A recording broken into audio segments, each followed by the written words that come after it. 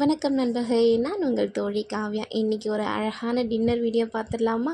ஆமாங்க, இன்றைக்கி வந்து கறி தோசை. இதுவரையும் நான் சமைக்காத ஒரு டிஷ். அதாவது நான் வெளியில் ஹோட்டலில் ஒரு 2 டைம் சாப்பிட்ருப்பேன்.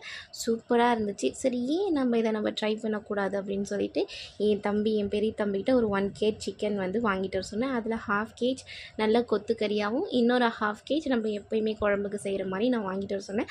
அவன் அதே மாதிரி அழகாக வாங்கிட்டு வந்துட்டான்.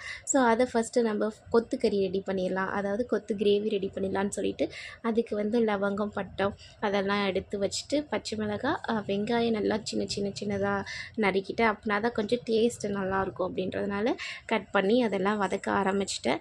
ஸோ அதுக்கு நடுவில் வந்து சிக்கன் குழம்புக்கும் அதே மாதிரி ரெடி பண்ணி வச்சிட்டேன். அதே மாதிரி தக்காளி, வெங்காயம் எல்லாம் தனியாக ரெடி பண்ணி வச்சுட்டேன். ஏன்னா சிக்கன் வந்ததுக்கப்புறம் நம்ம செய்ய ஆரம்பிச்சிடணும். அப்போ அந்த நேரத்தில் போய் நம்ம கட் பண்ணிகிட்டு இருந்தால் ஒன்றுமே புரியாது. அதனால் நான்